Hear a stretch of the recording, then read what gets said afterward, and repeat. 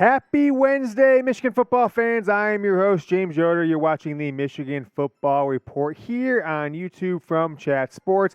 We're just a few days away from a potential all-time beatdown in Ann Arbor. I'm predicting I think I'm going to predict 77-0 or something like that. Crazy 51-point spread, Michigan and Hawaii. Saturday night, 8 o'clock, under the lights. The Wolverines take on Hawaii in one of these games that, much like Middle Tennessee State like 3 years ago, you're like, why is this a night game? Okay, the Big Ten Network is pushing. They need a primetime draw for their TV ratings. Michigan, Ohio State, Penn State, those are the kind of schools that can drive the bigger ratings. We'll dive into some really interesting takeaways we've got from sources on what took place in the locker room and on Sunday film practice with this team following the Colorado State win 51-7 on Saturday. But before we do, I want to make sure you guys know that it helps us out when you subscribe to the channel. Got to get those numbers up. We don't have rookie numbers in this racket at 20,700 subscribers.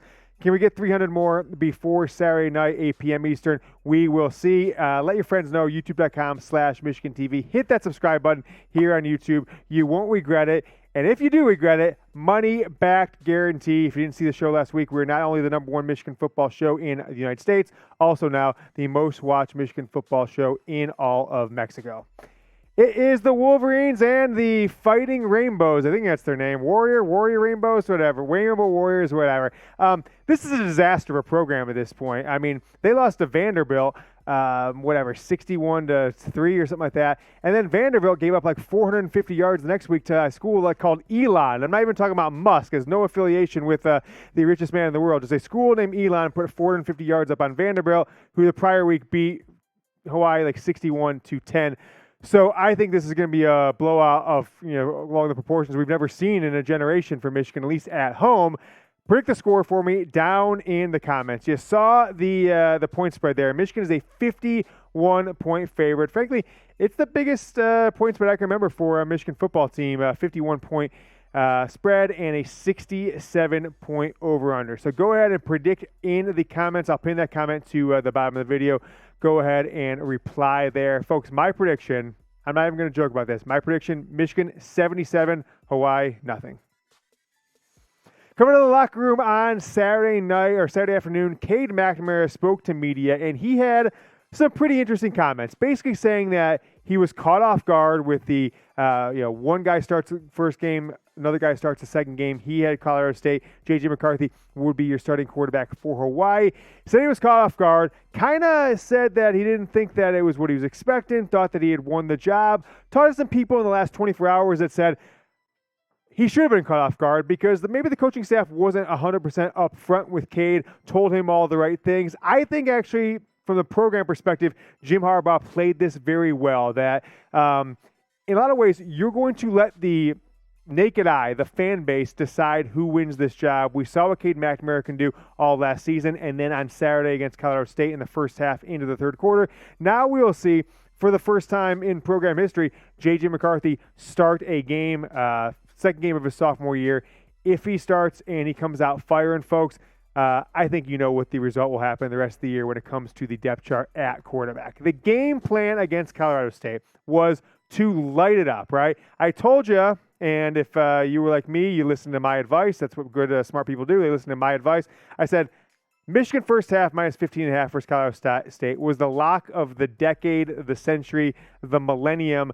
You should have mortgaged your house and your grandpa's house on this. That's how much of a lock it was, because Michigan expected to score 40 points. They put in a game plan to allow Cade McNamara to, quote, light it up in the first half with a goal of scoring 5 or 6 touchdowns. We're going to talk more about the quarterback battle, what Michigan expected to do, and what they plan to do this Saturday against Hawaii here in a second. But may I mention at the top of the show a little bit, we talked about BetUS, our presenting sponsor of today's show. We are going to our third season with BetUS.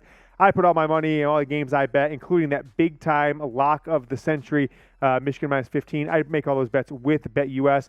Got the special deal still going on, 125% deposit bonus. You don't want to put a couple $100 in, lose, put 50 in a game here, 50 in a game there. All of a sudden you're down $100. No deposit bonus money. Bet the bonus money to start. Get your feet wet. You can take a couple losses and still be above water in some ways with the BetUS deposit bonus. So use our sportsbook partner. We love BetUS. Chatsports.com/GoBlue. You got to use that promo code GoBlue. No spaces. You get 125% deposit bonus. Coming up on Saturday night, the Big House, 8 p.m. Eastern. Expect the first 6 to 7, maybe even 8 drives, depending on how the first half goes, for J.J. McCarthy to command this offense, for them to try to score at will. Jim Harbaugh has met with the offense, has met with the quarterback's room, and most importantly, has met with Matt Weiss, Sharon Moore, and J.J. McCarthy in the past couple days and said, look, if you want to take the job from a Big Ten championship playoff quarterback that beat Ohio State like Cade McNamara, you've got to go and leave no doubt. This game is really important. It's not everything, right, though. J.J. McCarthy can win this job, but 2 things have to happen, right? He has to go out there and score a touchdown on 2 out of every 3 drives that he has the ball. So if he gets 6 or 7 drives as the quarterback from the beginning of the game to, let's just call it, the middle of the third quarter, he's got to score 5 or 6 touchdowns, right? There is if they get in the red zone multiple times and come over with field goals in the first half, like Cade McNamara does, J.J. McCarthy won't do his part to win the starting job. Now, conversely, Cade McNamara, he's at kind of the, J.J. McCarthy's will. McCarthy's got the leg up here because of how Cade played. But as long as Cade doesn't have a terrible game, if he plays like the Cade from 2021 that hits the passes that need to be made, scores at a fairly high percentage of his drives as touchdowns, the battle will continue into the UConn game. The only way that J.J. McCarthy wins this job and has the job for the rest of the year is if he comes out and absolutely lights it up. Let's just say Michigan's up 38-0 at halftime, and they come out, score another touchdown, 45-0. We're 2 minutes into the third quarter, and then Cade comes in, and he's a disaster, and he goes, 4 for 10 passing for 36 yards and an interception. If that happens, great JJ, bad Cade, the job is JJ's. If it's great JJ, really good Cade, the battle continues. If it's good JJ or okay JJ, good Cade, the battle continues there. So it's got to be polar opposites. JJ's got to have a great game. Cade's got to look mediocre for JJ to kind of get the stamp of approval that you are the quarterback going forward. If not, expect Jim Harbaugh to make a coaching decision on who will get the start against UConn early next week, and then the battle will continue much like 20 years ago, Drew Henson and Tom Brady. Joel Klatt came out today and said, he watched all of the Michigan games last year, of course. He called, I think, 5 of Michigan's 12 regular season games with Fox Big Noon, and watched the film and was behind the scenes a number of times last year and then this spring and fall. He says that J.J. McCarthy is your starting quarterback from Michigan. From the people he's talked to around the program, McCarthy will come out. He will look the part. He will get yards on the ground. He will get yards through the air. And Cade McNamara, in a lot of ways, according to Klatt, will become one of the best backup quarterbacks in the country, will become a little bit of an afterthought when it comes to this fan base based on what he expects Cade McNamara to do, which in some ways is be a dominant force in college football. I think Klatt has got universal respect if people don't think he gets into hyperbole or just making crazy, wild statements out there. If Klatt says that he thinks J.J. McCarthy has the potential a month from now to be one of the top 5 quarterbacks in college football, who am I to argue? I'm going to take it for what it's worth, though. I'm going to watch Cade McNamara, or J.J. McCarthy, on Saturday night. Hope that Klatt is right. Hope that what all of us think we're getting out of McCarthy is right. And you come out and you maybe have one of the 2 best quarterbacks in the Big Ten, top 5 in the country, and a chance, finally, to potentially get in the playoffs and, realistically have a chance because you're not going to get outscored and you've got a guy that can make every single play on the field. I'll ask you guys the question. Will J.J. McCarthy start every game of the rest of the year? I'm going to say yes. I don't know from you guys. Let's make it very simple. Type Y for yes, N for no. Down in the comments, I want to get a pulse of the fan base outside of wild, crazy Don Thomas out there. I don't know if anybody at this point, short of a J.J. McCarthy disastrous performance on Saturday, is still in the Cade camp after what we saw in the first half of the Cade this past week against Colorado State. Let me know Y or N down in the comments. Other things to watch for this weekend, Michigan has had a big recruiting weekend for one reason and one reason only. It's kind of a small as far as like how many guys are coming. There's not a ton of official visitors, not even a ton of visitors total. But it is big because of the big fish that Michigan has a potential to land. 5-star quarterback, Jaden Davis, number 2 or 3 quarterback in the 2024 class, just started his junior year, having an amazing year so far. And Michigan, a lot of people are saying, back channels, the blog boys, the people who, call 17-year-old kids, ask what they're doing this weekend, aka recruiting analysts, say Michigan thought they were going to land him when he visited in July for the barbecue at the Big House. And the expectation, he's coming up with Jonathan Goodwin's son, who's a junior wide receiver, Michigan recruit on that same Charlotte, North Carolina high school team.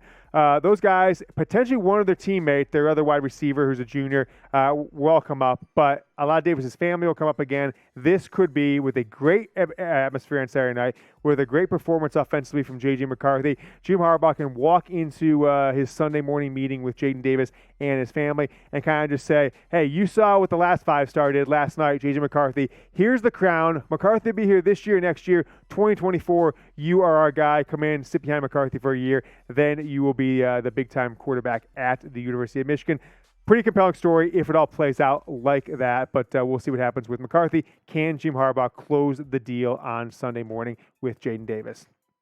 Now, 2023 recruit, Davis's high school teammate, top 100 overall player, 4-star quarterback Chris Peel, was supposed to visit this last weekend for Colorado State, canceled that. The kind of conventional wisdom was, okay, well, he's going to come this weekend against Hawaii with 3 of his teammates who were in the 2024 class. Did that happen? No, it did not.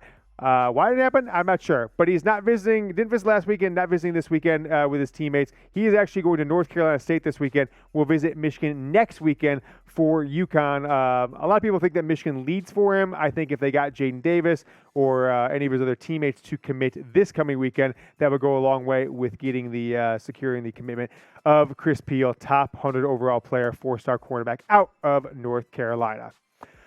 8 o'clock game. I am going to be in Ann Arbor, landing in Detroit. I thought it was 10:40 time zones. You know how that goes. I'm actually not landing until 11:40. Preposterous. Friday night. So going to head up to Ann Arbor. Want to watch that Texas-Alabama game somewhere in and around the city. I'm not tailgating. My dad doesn't want to tailgate anymore. Going to the game, dad, 2 sisters. But I'm going to have some fun. So let me know down in the comments what's the best bar. I know the bars 10 years ago, 5 years ago. I haven't been to an Ann Arbor bar in 3 years at this point. So let me know what the best bar where you'll be at if you're drinking or anything like that during the day on Saturday, where I can watch the noon games, where I can watch the 3 o'clock games before I head to the stadium about an hour before kickoff. Let me know down in the comments. I'll be back on my Michigan-Hawaii preview tomorrow, and then some sort of video on Saturday, and probably be able to put one out, Friday, and then probably be able to put out one on Saturday as well. So make sure you subscribe to the channel. Until the next video, folks, go Blue.